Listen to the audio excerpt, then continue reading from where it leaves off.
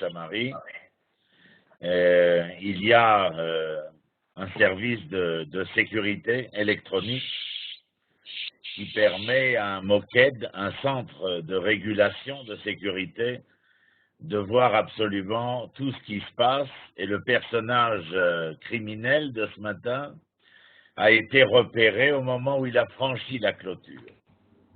Et donc les forces de sécurité se sont mis en branle, de la sécurité intérieure civile de Kiryat Arba, quand au même moment, les beepers sonnent sur les forces des gardes frontières, de l'armée de Tsahal et des forces de police. À partir du moment où il y a l'information d'une pénétration étrange ou étrangère, quelle qu'elle soit, les habitants savent qu'il leur faut automatiquement fermer les portes et fermer les fenêtres, car on ne sait pas de quoi il est question ni à quoi s'attendre. Ma réaction au moment où je suis cela est de faire ces gestes dont je viens de décrire la teneur.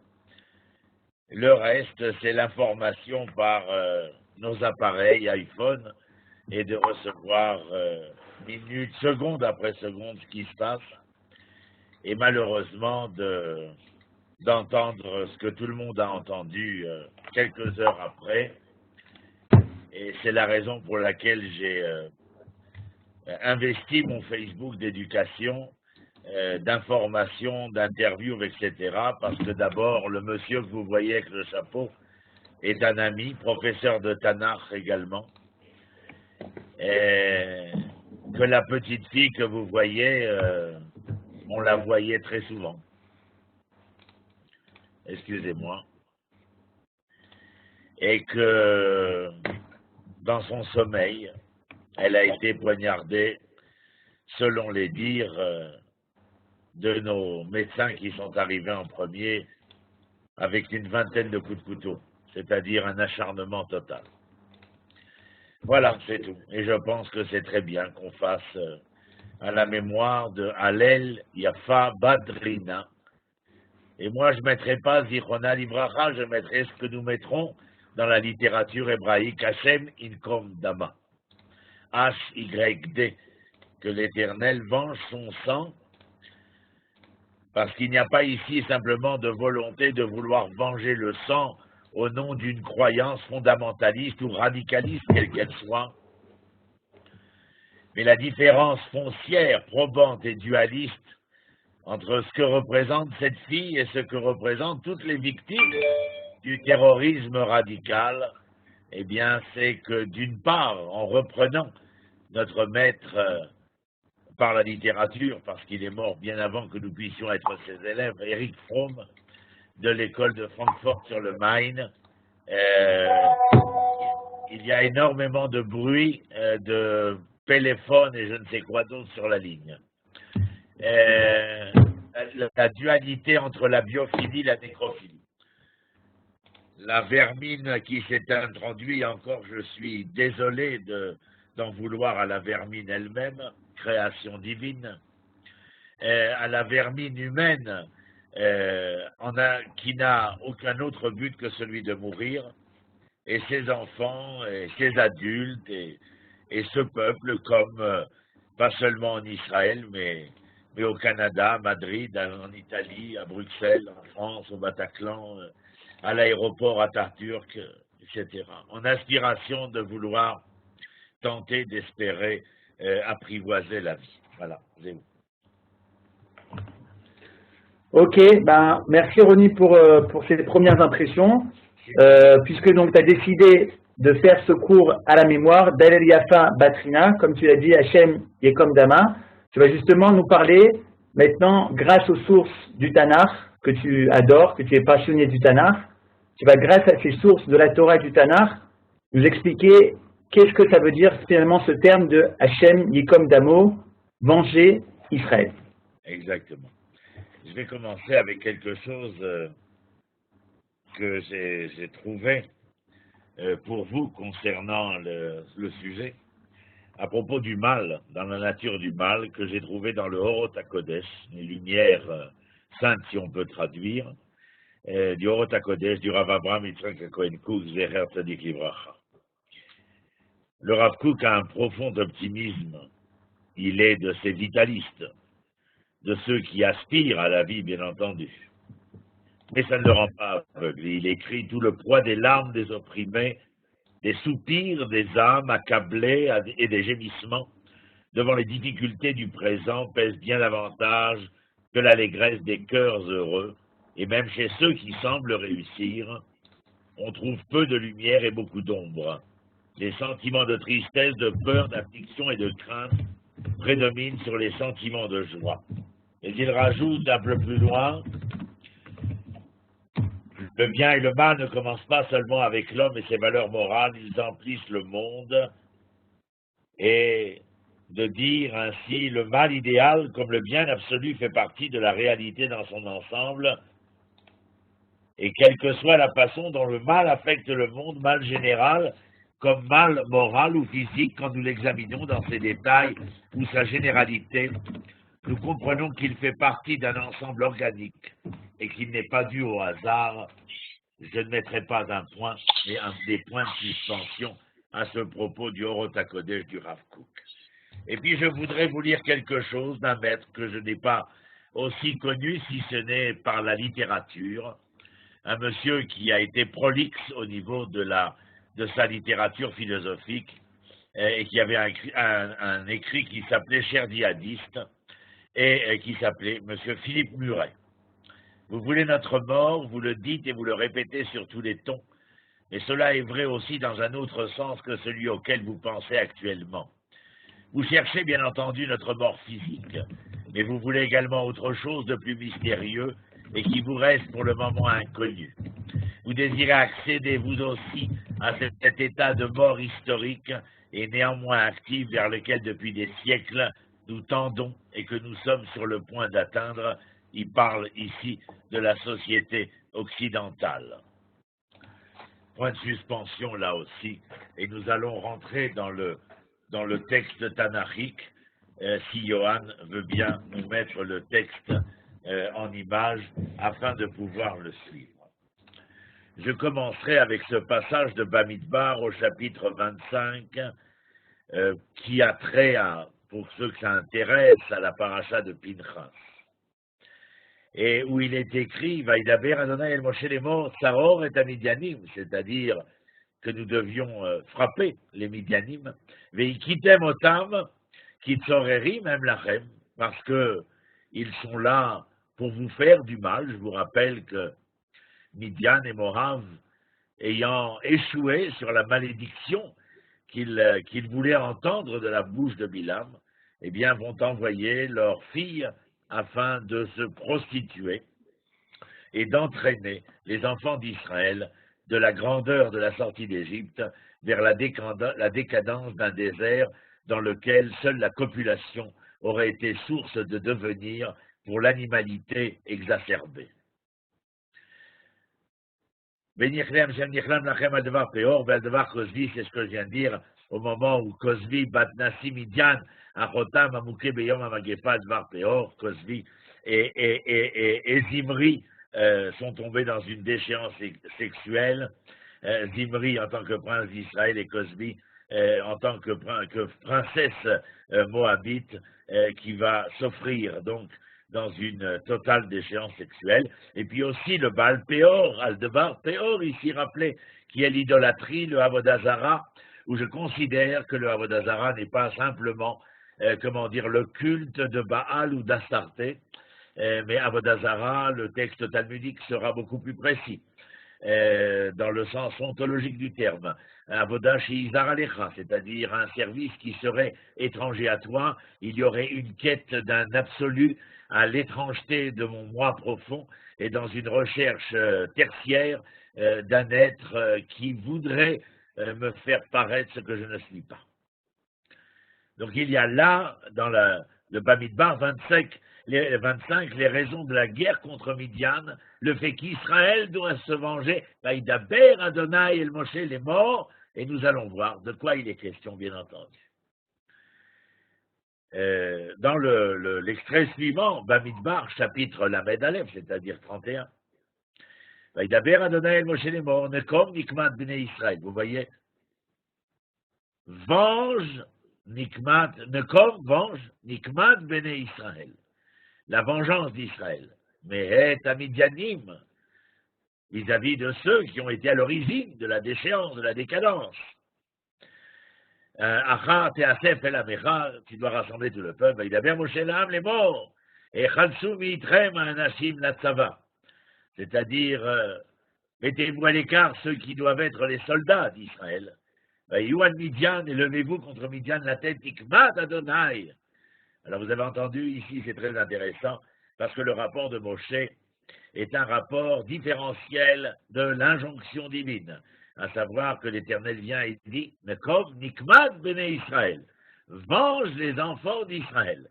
Les enfants d'Israël qui se sont, éperdus entre les bras des Midianites et de Moab, non point cela, mais venir nous dire qu'il y a une identité de Knesset Israël, de l'Assemblée d'Israël, qui, elle, malgré les fautes inhérentes à la conduite ou l'inconduite des enfants d'Israël, serait à même, de fourvoyer Israël. Non point.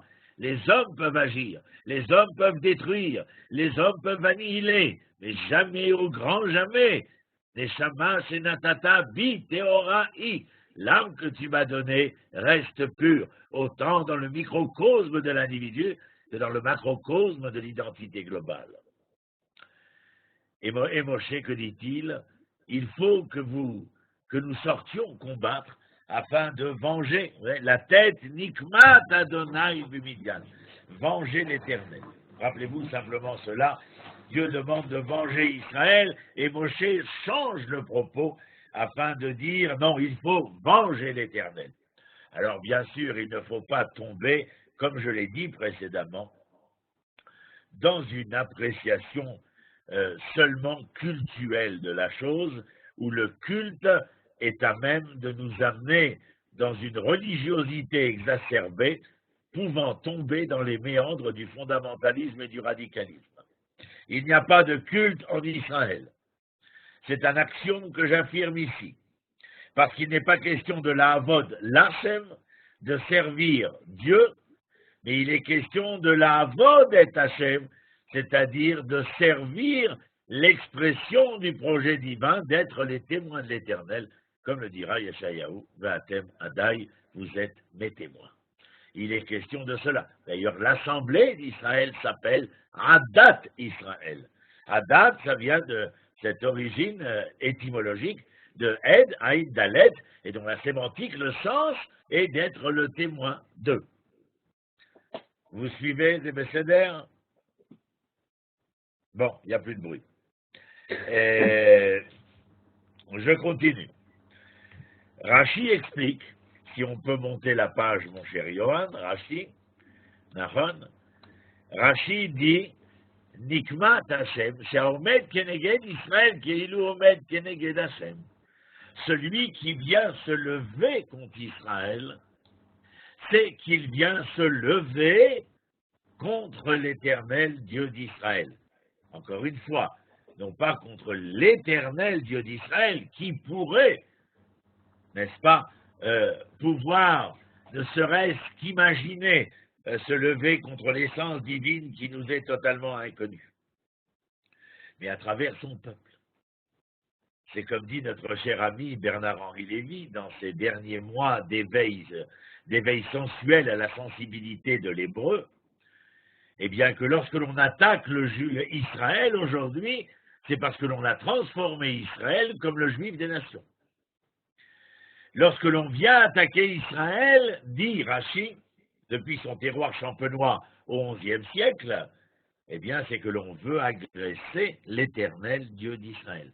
Non pas l'Éternel lui-même, je dis et je précise, mais l'on veut attaquer, agresser, contrarier, diffamer, annihiler le projet divin de l'identité morale de l'être Israël, de l'hébreu dans l'être Israël, afin que, capable de se rédimer en tant que nation et peuple, il puisse donner la possibilité, la probabilité à l'humanité d'envisager de même de pouvoir se rédimer et faire que oui, comme dit Yeshayahu, que les épées deviennent des socs de charrue et que l'agneau pourrait paître avec le loup. La malo, pourquoi pas?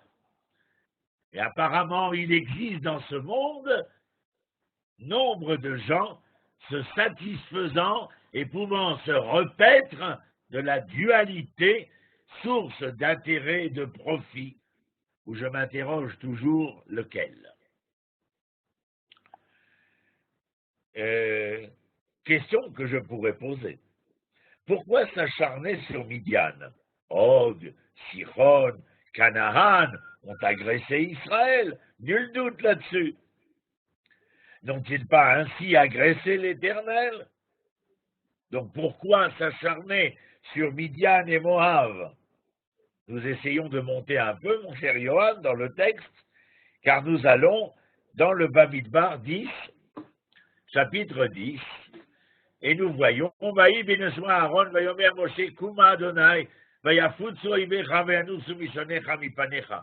voyons combien la mise en marche, c'est-à-dire le mouvement d'Israël à travers Bénosia Aaron, Vayomer Moshe Kuma Adonai, lorsque l'arche d'alliance, témoin ici de l'alliance auquel Israël a prêté allégeance, à la suite des patriarches, Abraham, Isaac et Jacob, et Moshe, Vaï Bénosia Aaron, Vayomer Moshe Kuma Adonai Veyafutsu Vecha. Lorsque l'arche d'alliance se met en marche, lorsqu'Israël est en mouvement, l'Éternel est comme debout, comme au garde-à-vous de l'histoire. Comme disait le Rav Kook, l'histoire ne s'écrit pas avec un tête, mais avec un tav. Ainsi, nous pourrions lire Historia Esther Yulke, la face cachée de l'Éternel. C'est-à-dire que nous parlons de Adonai et non pas d'Elohim, créateur des lois immuables de la création, mais de Adonai, omniprésent dans l'histoire, celui que nous interpellons afin d'essayer de nous pardonner ou de nous compenser ou de nous accorder toujours Yud Kevavke. Lorsque Israël est en mouvement à travers l'arche d'alliance, bien entendu, c'est-à-dire qu'il n'y a plus la dualité entre la transcendance divine et l'immanence d'Israël, mais il y a une conjugaison, une synergie, une symbiose profonde ici, qui fait qu'Israël est en marche, et l'Éternel est comme debout parce qu'Israël est en marche, et donc, bien évidemment, l'ennemi rebrousse chemin, et les ennemis, les haïsseurs d'Israël. Regardez Rachi en bas, Misonecha, et nous sonner Israël. Ceux qui haïssent Israël, quoi dit Rachi? C'est Kol sonnet Israël, sonnet Mishamar, Vaya Olam. Que tout celui qui haït Israël haït celui qui a dit et que le monde soit. Teilim Peregimel, ou Misonecha Nasurosh, ou Miem, Al Amecha Yaharim Usot.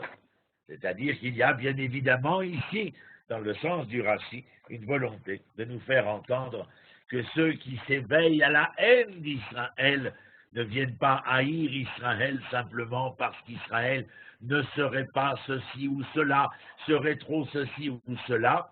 Ils s'en prennent foncièrement à l'essence créatrice du devenir d'Israël en tant que témoin du projet divin. J'espère que ce n'est pas trop compliqué.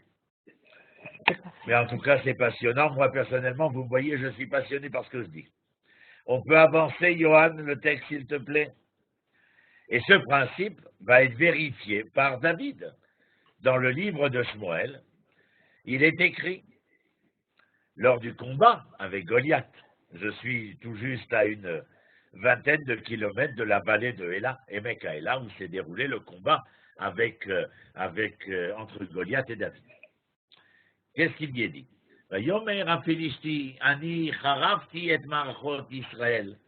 Ça veut dire quoi, Harafti? Je me suis moqué, j'ai insulté l'armée d'Israël, l'organisation d'Israël à Yomazé.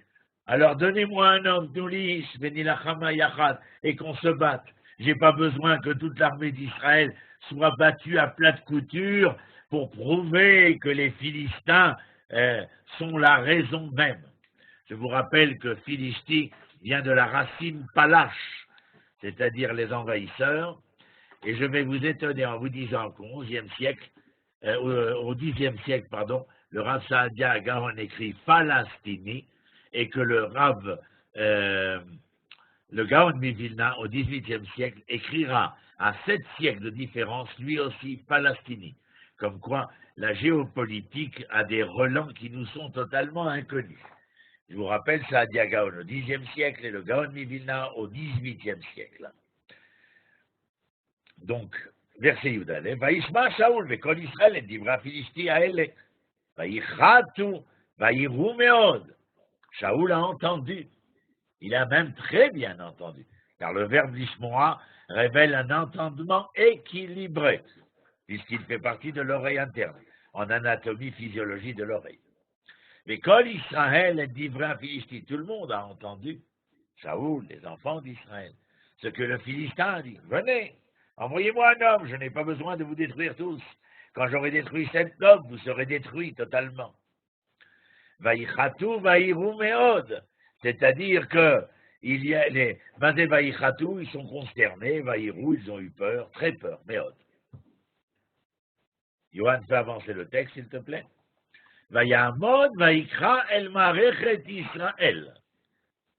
Il s'est, placé devant l'armée d'Israël, dans la vallée de Héla. Imaginez la vallée et des montagnes de part et d'autre, à droite et à gauche. Sur une montagne, les Philistins, sur une montagne, la montagne d'Israël. Goliath descend dans la vallée et il interpelle depuis la vallée les enfants d'Israël. Tu es trop monté, Johan, merci. Vayamod Vaikra el Marechet Israël. Donc il interpelle les enfants d'Israël. Vayomer lahem, lama tetzu laror milchama. Pourquoi partiriez-vous en guerre? Aloanoria Philisti, moi je suis le Philistin. Vatem avadim les Shaoul, et vous êtes les serviteurs de Shaoul. Brulachem ish, veired elai. Le texte est mal écrit. Veired elai, ils descendent vers moi. Enfin, tu peux monter, Johan, un peu plus, merci.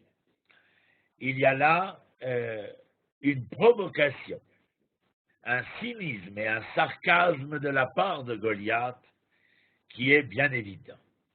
Celui de vouloir non pas détruire physiquement Israël, mais bien faire en sorte que la consternation et la peur d'Israël se transforment, selon le Philistin, en une honte. Cette provocation, ce cynisme, c'est vouloir entraîner Israël à descendre de son piédestal spirituel, de ce piédestal témoin du projet divin, et de pouvoir ainsi, comme dira d'ailleurs ce que je vous ai cité, le Gaon de Vilna et Rav Saadia Gaon, le Philistin n'a aucune aspiration à quelque souveraineté et indépendance, si ce n'est que d'empêcher la souveraineté et l'indépendance d'Israël. C'est incroyable, hein? Absolument incroyable d'entendre cela. Vayomer à Philistia Nicharaptivda. Johan, tu peux monter, s'il te plaît? Essaye de le faire automatiquement, ça nous coupe et perd du temps.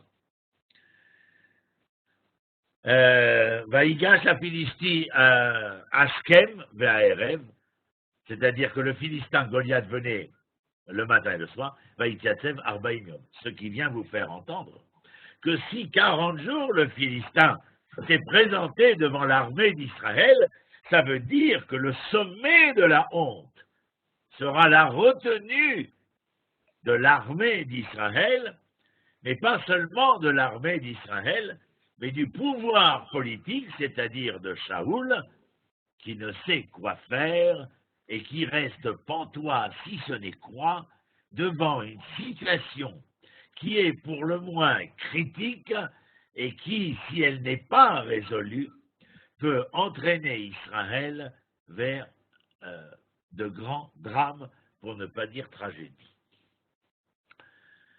Verset la Medvav. Gam est un Henri, David vient voir Shaoul. David, c'est comment dire, pendant 40 jours, les enfants d'Israël reculent, et craignent la confrontation. Shaoul et ses conseillers restent prostrés, et alors enfin arrive le jeune David, certains le décrivent petit rouquin à la politeuse, et alors arrive le jeune David, et il est fermement décidé à en découdre. Et que dit-il? Il déclare à Shaoul, regardez, Gametari, Gametadov, Ika Abdecha. Moi, j'ai réussi à me battre contre un lion et un ours. Et ton serviteur, votre majesté, l'a frappé. Veaya Philisti Arel Azé. Et comment donc ce Philistin, cet incirconcis, eh bien, qui est Radmiem, je peux, moi, faire de lui ce que j'ai fait du lion et de l'ours. Là-bas, pourquoi? Ki Haraf Marechet Elohim Chaim. C'est-à-dire que quoi? Qu'est-ce qu'il a fait? Il a insulté, non pas Marechet Israël, mais Marechet Elohim Chaim, le Dieu vivant. Par quoi l'Éternel est-il vivant? Dans l'historiosophie biblique, par le fait que les enfants d'Israël sont capables de faire valoir à travers leur témoignage ce que nous avons expliqué précédemment. Vayomer David et la Philistie. Maintenant, David est face à face.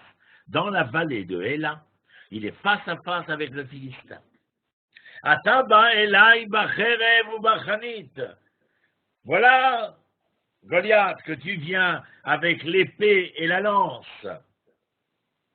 Becherev, Bachanit ou Bakidon, toutes ces armes de fer. Ve'anochi, et moi, Ba Elecha Beshem Adonai.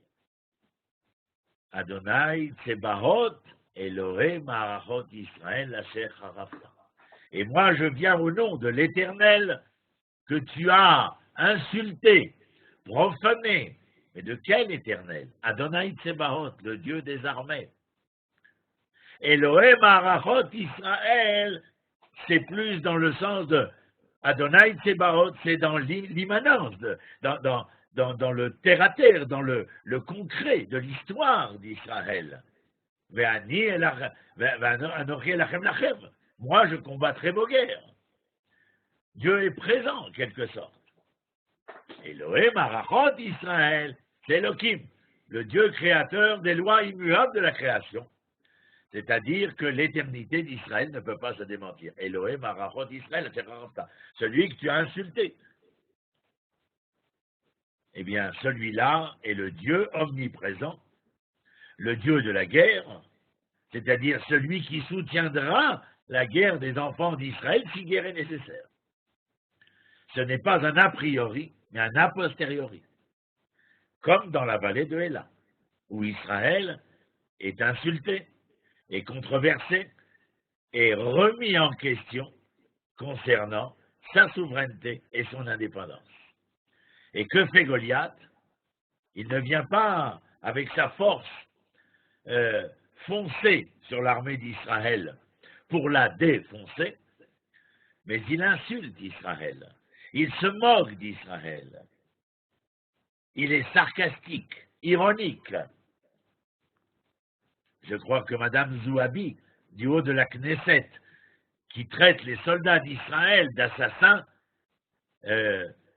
n'en veut pas autrement à Israël que dans ce ton provocateur, sarcastique et haineux et haïssable.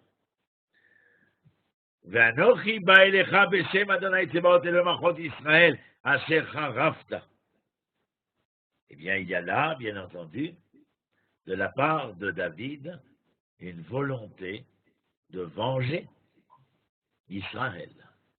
Non pas de venger Israël parce que il est question, oh, vous m'avez blessé dans mon amour-propre, alors je veux me venger. La vengeance individuelle est interdite. Lotikom velotitor. Au ghetto de Varsovie, lorsque la jeunesse va vouloir fomenter la révolte du ghetto de Varsovie, ils vont aller voir, le nom du Rav ne me revient pas, mais il est connu, je suis désolé, j'ai perdu la mémoire concernant son nom. Mais il a une question dont il parle. Toute ma vie, je me suis demandé que voulait dire tu ne te vengeras pas et tu ne garderas pas rancune. Est-ce que ces hommes qui vont se battre et perdre la vie auraient perdu la raison? Et donc c'est leur honneur qui veulent sauver? Et il répond, non, ce n'est pas leur honneur propre qu'ils veulent sauver. C'est l'honneur d'Israël. Alors je comprenais, il écrit cela depuis le ghetto de Varsovie, je comprenais que l'oticum et l'otitor était une ordonnance qui concernait l'être singulier. Mais lorsqu'il s'agissait de l'honneur d'Israël, je pouvais être, au nom d'Israël, le bras vengeur. Si je retrouve d'ici la fin du cours le nom, je vous le dirai, mais je suis bien embêté de l'avoir oublié. Donc voilà où nous en sommes. Et puis je vais, dans le même ordre d'idées, après ce que nous avons vu concernant les Midianites et Pinchas, qui va venger le nom d'Israël. Et puis ensuite de voir cette épopée de David et de Goliath, nous allons voir si Johan peut monter le texte un tout petit peu. Dans le livre de Bamidbar, maintenant c'est tout ce qu'il y a, vous n'avez pas reçu le reste, mais je vais vous le lire. Vayomer, im matzanu chen beinecha, iten et haaretz hazot le'avdecha, le'achuza, al ta'avorenu et yarden. Là aussi, c'est mal écrit, comme quoi les copier-coller ne donnent pas toujours raison. Alors, de quoi parlons-nous ici, bien entendu? Nous parlons, il y a une demande dans le livre de Bamidbar, au chapitre 32, une volonté des tribus de Gad, de Réhouven et de la moitié de la tribu de Ménaché de rester dans ce qui est aujourd'hui la Jordanie, c'est-à-dire la tranche de l'autre côté du Jourdain. Pourquoi? Eh bien parce qu'ils ont trouvé bonne pâture pour leurs animaux et puis, de bons terrains pour leurs femmes et leurs enfants, mais sachez qu'ils mettent les animaux avant leurs femmes et les enfants, reproche que leur fera Moshe. Mais pourquoi est-ce que je viens vous mettre face à cela? Vous n'avez pas la suite, je vous le lis. Vayomer Moshe l'ibne Gad ou l'ibne Réhouven. Donc Moshe leur dit, vous voulez vous installer en Transjordanie? Vayomer Moshe l'ibne Gad ou l'ibne Réhouven. Il leur dit aux enfants de Réhouven et aux enfants de Gad. Achechem yavou la milchama ve'atem tishvu po. Les autres 9 tribus ennemies rentreraient sur le territoire d'Israël, qui n'est pas en Transjordanie, et devraient combattre pour conquérir la terre d'Israël, et vous pourriez être dans vos champs, dans vos pâtures, et savoir que vos frères combattent au devenir d'Israël, et que vous pourriez rester bras ballants sans rien faire. Je crois que les occurrences que nous entendons ici pour le contemporain que nous sommes est énorme, sont énormes, parce qu'il y a plusieurs occurrences. La première, bien entendu, c'est que la conquête d'Israël ne se fait pas les uns aux dépens des autres. L'installation en Eretz Israël, si elle est menacée par des forces belligérantes, quelles qu'elles soient, c'est tout Israël qui doit se mobiliser, et personne, pas même Yoshua, qui était un homme dans l'introspection de l'intériorité, de l'attente spirituelle de Moshe, eh bien sortira les armes à la main, comme David d'ailleurs, qui était non seulement celui capable d'écrire la poésie du psalmiste, mais qui sera également le combattant que nous connaîtrons. Et comme quoi personne ne peut se cacher derrière une obédience, quelle qu'elle soit. Et l'ensemble d'Israël doit prendre la responsabilité collective de devoir se mesurer à la réalité, aussi dramatique soit-elle, de cette incapacité que voudraient avoir certains d'entre nous à ne pas participer à la responsabilité collective. Lorsqu'il s'agit d'une politique qui viendrait venger par les armes le drame d'Israël, mais lorsqu'il s'agirait aussi d'une politique qui ne viendrait pas venger par les armes, mais par la prise de position. Et la prise de position ici que je remarque dans le livre de Bamidbar au chapitre 32, c'est l'interpellation des enfants d'Israël de dire chacun pour soi et Dieu pour tous, et la réaction de Moshe qui leur dit il n'existe pas chez nous de réflexion de ce genre, chacun chez soi et Dieu pour tous, mais bien avant les mousquetaires, il est capable de déclarer un pour tous et tous pour un. Il y a donc là une responsabilité collective qui ne vient pas parler de la vengeance d'Israël par les armes, du fait que l'on a voulu la déstabiliser, l'éliminer, l'annihiler, la contrarier, la désespérer. Mais il y a là un véritable appel à une politique où non pas la vengeance vient se faire entendre, mais où il y aurait en quelque sorte, après 2000 ans d'exil, le fait que l'Israël moderne répondrait par la voix de Moshe, nous ne pouvons pas rester les uns séparés des autres. Et c'est ensemble que nous devons affirmer que le retour, que la conquête d'Israël est d'abord et de manière axiomatique l'essence foncière pour que l'homme puisse se conjuguer avec la terre et dans cette conjugaison valoriser la conjugalité de cette conjugaison et pouvoir jouir ainsi des fruits de la passion de cette conjugaison et cette conjugalité. Il y a là des relents de vengeance, se venger par rapport à l'histoire, mais l'histoire dont nous sommes les seuls responsables. Biglal chata'enu yatzanu mina haaretz. C'est par nos fautes, par nos échecs et nos erreurs que nous sommes sortis de la terre. Et s'il y a une vengeance à avoir, elle n'est pas vis-à-vis des Romains, ou des Babyloniens, ou des Grecs, ou des Perses. C'est une vengeance profonde vis-à-vis de nous-mêmes, afin de pouvoir nous remettre le pied à l'étrier, ou le train de notre histoire sur les rails de l'histoire. Et là, dans ce cadre-là, Moshe dit aussi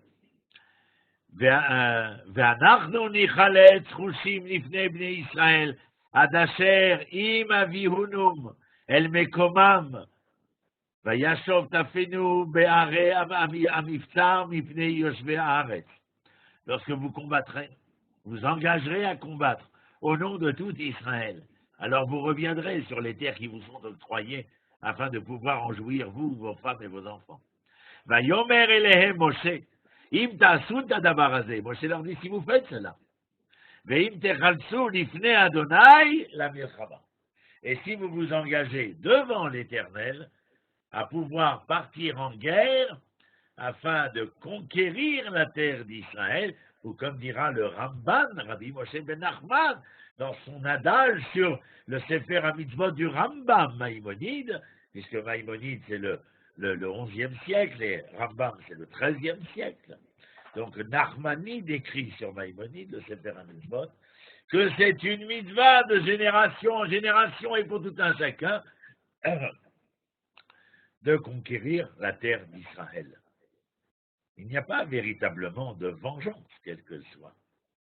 Mais il faudrait pouvoir se venger de nous-mêmes, d'avoir été incapables de pouvoir nous réaliser et d'avoir accepté de nous laisser aller dans les méandres de l'histoire si aspirante et d'être devenus tout autre.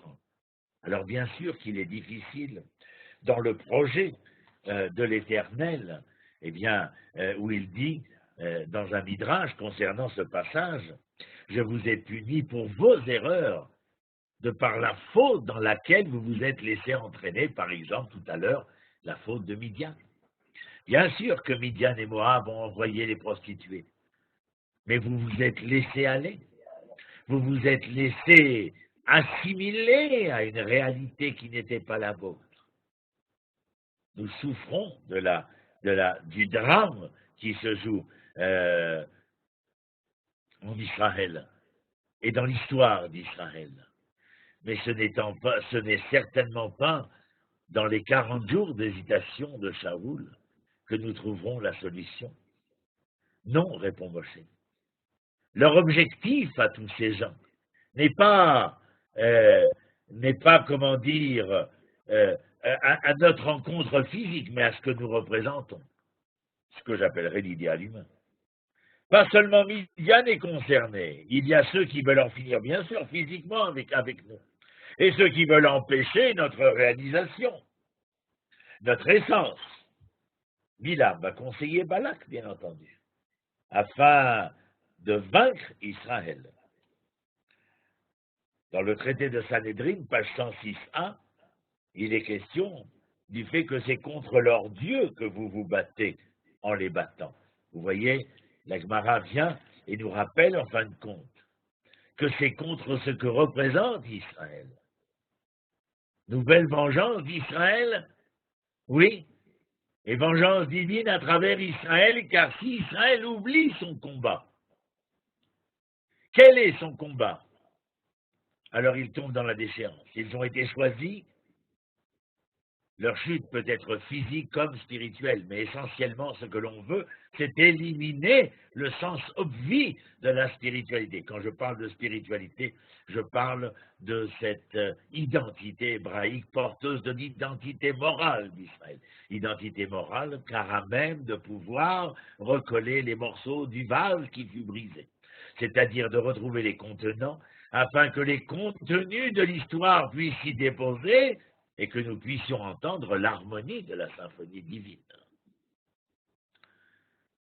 Il y a, puisque nous approchons de la fin, et que j'espère que vous avez quelques questions à dire, un autre personnage qui a exigé la vengeance, et que l'Éternel nous demande de totalement éliminer. Shaoul hésitera. Shaoul détruira Amalek, mais il ne détruira pas une partie du troupeau d'Amalek. Et surtout, il n'en finira pas avec le chef d'Amalek, avec Agag. Est-ce qu'il ne fallait pas en finir avec Torquemada? Est-ce qu'il ne fallait pas en finir avec Hitler et ses sbires? Pourquoi laisser Agag vivre? Il y a comme un message subliminal à l'histoire de Shaoul. Lorsqu'il revient et que Shmuel tombe à genoux devant le roi et lui déchire sa robe, en lui disant « Votre Majesté, quel est ce bruit que j'entends au loin ?» Et Shaoul de répondre « Oh, ce n'est rien, le bruit de ces troupeaux que nous avons ramenés d'Amalek. » Et Shmuel de lui dire « Mais Votre Majesté, je vous avais pourtant demandé de ne rien ramener, simplement de vous la ramener vous, en tout et pour tout, mais de ne rien ramener d'Amalek, car il est source, de drame et de tragédie pour Israël. » Et Shaoul ne sait pas véritablement quoi répondre, si ce n'est ce qu'il a déjà répondu. Mais la réponse de Shmuel sera, elle, probante. Il lui dira, Votre Majesté, vous ne serez plus roi. Vous venez de perdre, d'être déchu de votre sceptre. Vous aviez été élu démocratiquement par le peuple d'Israël. Vous aviez un programme politique que vous n'avez pas été capable de tenir. Vous voilà déchu. Mais sachez une seule chose, que les hommes, qu'ils soient au pouvoir ou sans le pouvoir, pourraient penser qu'ils sont à même de faire obstacle, de faire entrave au devenir d'Israël. Et là, la phrase de Shmuel, Netzar Israël, lo yeshaker velo yenachem, l'éternité d'Israël ne se démentira pas, Votre Majesté. Vous voyez, notre histoire, il ne connaît pas encore le train, mais il lui dira, les caravanes roulent inexorablement vers leur destinée, et rien ni personne ne pourra faire qu'elles cessent de pouvoir avancer vers ce devenir auquel nous aspirons. La puissance pernicieuse d'Amalek, si vous voulez, est encore et toujours présente parmi nous, je dirais. Le roi David va combattre, lui, Amalek définitivement, penserait-on. Mais il va ne réussir, en fin de compte, qu'à blesser simplement. Blesser sérieusement l'hydre amalécite. Mais sans pour autant éliminer définitivement comment dire, cette antithèse d'Israël. Et d'ailleurs, cette antithèse, cette hydre, n'aura de cesse à poindre son visage haineux de toutes les manières possibles et inimaginables. Qui aurait pensé, il y a 70 ans, à la sortie des camps de la mort et à la résurrection du peuple et de la nation d'Israël sur la terre d'Israël, que 70 ans plus tard, nous serions confrontés à une telle, à une telle coalition de haine et d'opprobre vis-à-vis d'Israël devenu le juif des nations. Ils sont porteurs, à mon avis, encore, je dirais comme mon maître, le Rav Kook, le Rav Tzvi Kook Zatzal, il y a des justes des nations, ne vous trompez pas, il n'y a pas de nation juste. Il y a une inlassable cruauté qui tend à se déverser par trombe sur Israël. Et la volonté de vouloir trop souvent noyer l'humanité à travers Israël dans les profondeurs de l'ignominie, et nous en sommes les témoins à l'heure où je vous parle, sans se préoccuper aucunement des temps et des espaces de l'histoire. La bataille, mes chers amis, elle est rude. Mais, comme a dit Shmuel, Netzar Israël o Yishaker, notre résistance est sans borne. Notre combat est assidu. Nous sommes soutenus par la confiance, la fidélité à la vérité à laquelle nous avons prêté allégeance il y a bien longtemps avec Abraham. Nous parviendrons à nos fins envers et contre tous les aléas de l'histoire, que les choses soient sues. Oyez, oyez, bonnes gens, qu'on se le dise dans les sommières. Pour le plus grand bien d'une création qui est bien sûr en mal de vivre, certes, mais encore et toujours remplie d'un espoir envers un devenir, à mon avis, des plus prometteurs. Nous souffrons la souffrance de chaque instant, de chaque être qui disparaît, et je regarde à l'El Yafa, Bat Rina, Bat Shloshesre, 13 ans, une fille, une femme d'Israël, qui portait en elle tout le devenir d'Israël. Nous allons la venger, sans avoir besoin de lever la main, parce que nous allons construire, parce que nous allons édifier, parce que nous allons établir, parce que nous partîmes 600 000 en 48 et que nous vîmes en 2016 plus de 6 millions, et ce n'est qu'un début, et que nous sommes persuadés de devoir continuer le combat. Tu vois, Hallel, en ton nom à toi, la gorge serrée et les larmes qui perlent sur mon œil, parce que ces larmes sont les perles, que personne ne t'oubliera, ni tes parents, ni le peuple d'Israël, parce que nous allons, oui, construire, oui, établir, oui, édifier. Et puis tu sais, nous allons affirmer que Shmuel avait raison. L'éternité d'Israël ne se démentira jamais. Bien de se poser la question comment les grands empires avaient disparu, et que eux, Israël, était encore et toujours là. Jean-Baptiste Vico, au XVIIe siècle, bien avant le tableau de Mendeleïev, de classer les nations et de voir qu'Israël était inclassable, parce qu'elle était, comment dira-t-il, méta-historique, cet Israël, en dehors des normes et des valeurs de l'histoire normative de l'humanité. Pour tes parents, pour nous tous, tes voisins, tes amis, tes copines de classe, tu vas nous manquer. Mais sache que ce n'est que pour un moment, car l'éternité d'Israël ne se démentira ni dans l'histoire, ni dans le devenir des hommes auxquels nous croyons pertinemment, et surtout d'une autre révolution que certains appellent la résurrection. Allez savoir, nous allons nous retrouver, nous sommes persuadés. Les larmes sont les armes de ce moment, mais elles ne resteront pas les larmes de tout le temps. Zichrer Baruch, ton souvenir soit béni, et Hachem Inkom Damer, et que l'Éternel puisse venger ton sang, comme je viens de le décrire, en construisant, en édifiant, en établissant. Amen. Ken Yeh Ratzon. Amen. Toda Rabba. Merci beaucoup, Roni Akrish. C'était un très joli Dvar Torah, Très jolie intervention de ta part, comme tu sais toujours le faire, avec ton langage français et le Tanar. Des questions? C'est un grand plaisir et c'est maintenant le moment, si vous avez des questions, vous pouvez ouvrir votre micro et poser votre question à Ronnie. Shalom, shalom, je suis tout oui. Shalom Ronnie. Shalom, Misé. David Pinchas, madame. Shalom. Oh, David Pinchas. Tu nous as manqué la semaine dernière. Actualité oblige. Je t'écoute. J'ai pas pu suivre la totalité du cours, donc peut-être on a pu parler. Je voulais savoir pas fait état du Erev Rav et de son rôle dans ce que tu as dit. Non, j'ai pas pris en compte ce sujet. Je suis resté autour des thèmes que j'ai choisis dans le Tanar.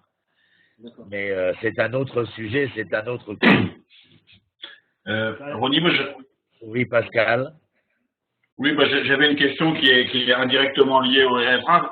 On sait que dans le peuple d'Israël, on a une partie des gens qui s'acharnent contre leur propre peuple et contre leur propre destin. Et par contre, il y a comme moi et puis d'autres participants à cette réunion, il y a des gens des nations donc qui sont avec vous. Alors comment concilier? On a l'impression de pas être à notre place quand on voit ce qui se passe dans certaines organisations. La dualité ne traite pas seulement de la relation d'Israël avec les nations. Dans toute l'histoire tanachique, lorsqu'Abraham donne naissance à Ishmaël et à Yitzhak, c'est la première dualité. Ce qui n'enlèvera rien à la dualité à laquelle devra se confronter Yitzhak face à Yaakov et Esav.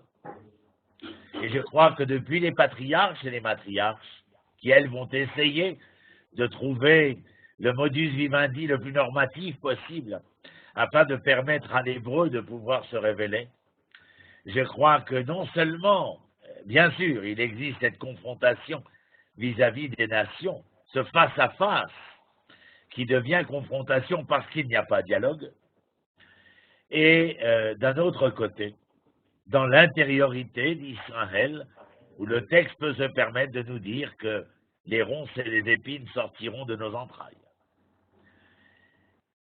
Alors, il y a bien entendu le fait que nous devons établir ce face-à-face, cette confrontation, avec certaines forces inhérentes à l'existence d'Israël de nouveau, et qui, pour certaines de ces forces, eh bien, le caractère sioniste, toranique, hébraïque, nationaliste, tous ces, adjectifs viendraient contrecarrer leur aspiration à un humanisme cosmopolite. Grâce à Dieu, dirais-je, la masse israélienne est une masse pure et saine, et qui sait ce qu'elle veut. Ce qu'il manque peut-être, c'est certainement plus d'éducation, plus de culture, plus de prendre le temps de s'asseoir, de réfléchir, de penser, d'analyser, et de ne pas se contenter de vouloir faire de la société israélienne moderne les affres de l'économie de marché. Tu vois, ce soir, Israël pleure. Et je crois que si l'on pleure, c'est afin de pouvoir mieux réfléchir, car le Baal Shem Tov disait que les larmes que nous versons, ce sont des perles, et les perles de la Neshama, elles viennent nous montrer que nous sommes riches, et à nous de découvrir cette richesse.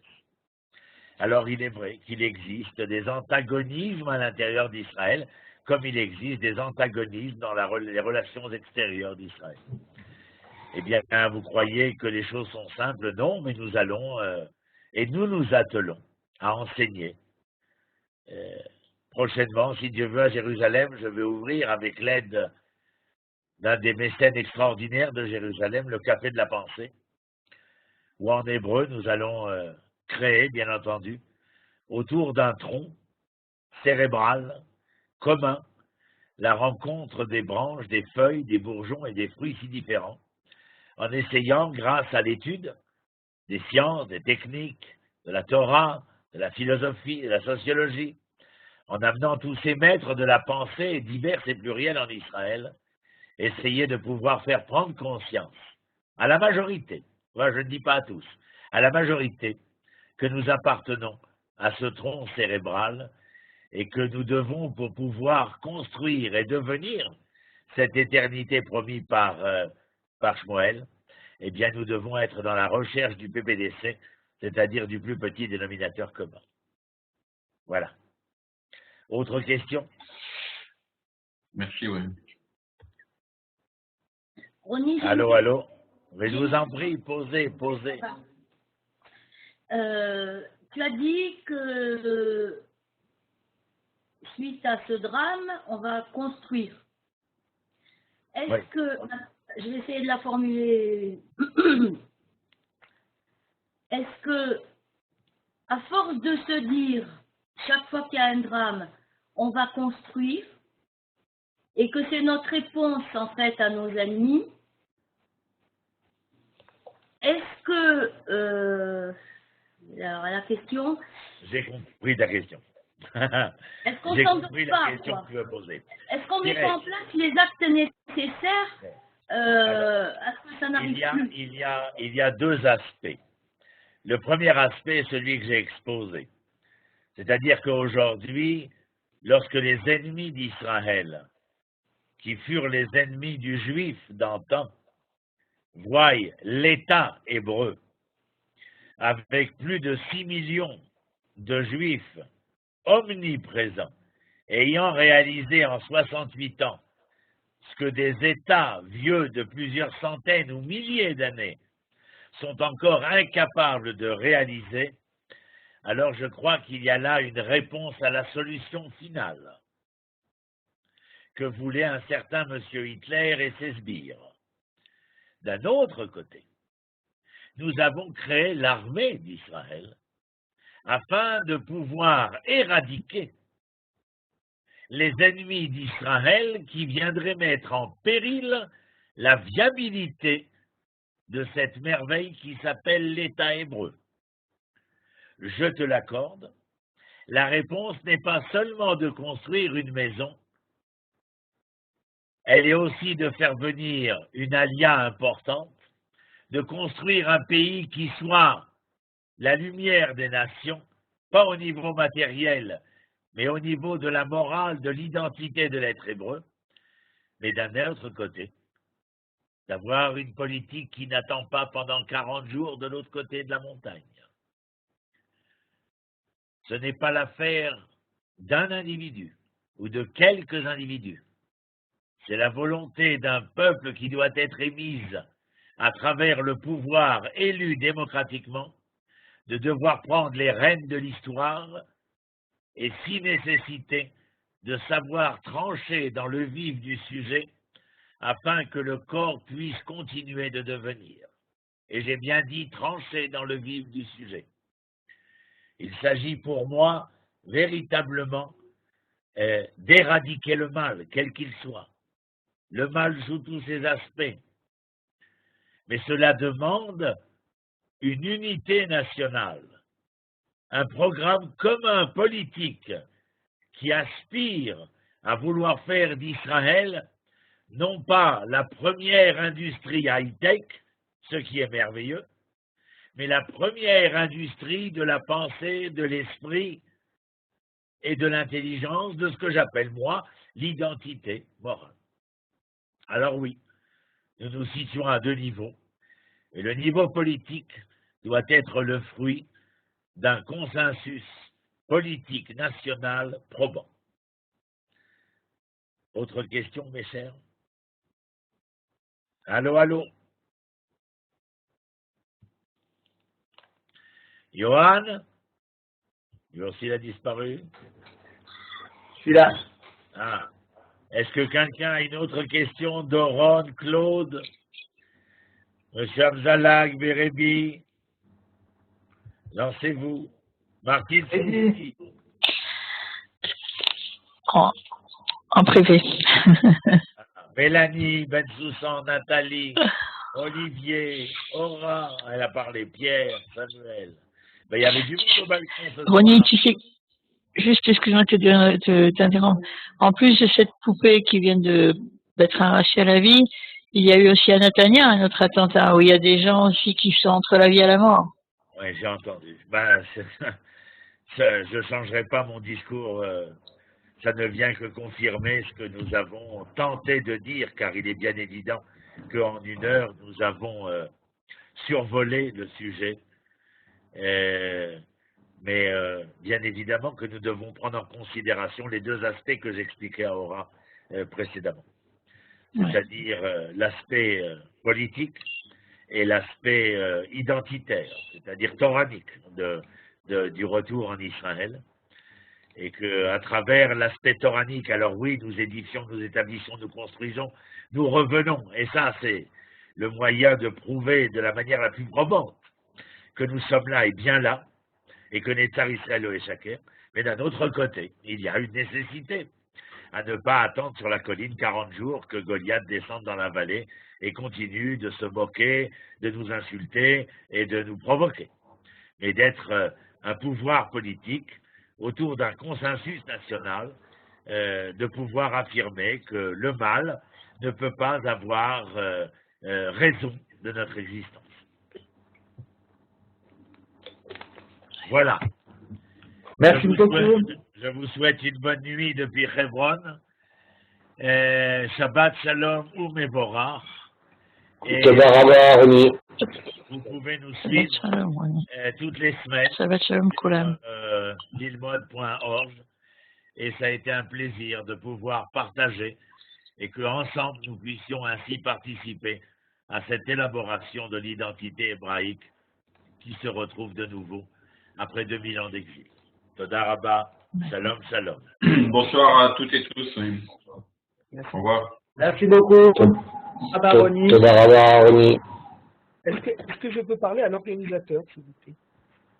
Oui, mais juste avant, j'aimerais dire un grand merci à Ronnie Akrish, qui a eu la présence d'esprit de pouvoir changer son cours d'habituel sur les figures emblématiques pour parler d'actualité et de Torah. Voilà, merci beaucoup Ronnie Akrish. L'Ilmod, c'est des cours un soir sur 2 pratiquement. Les prochains cours seront dimanche soir.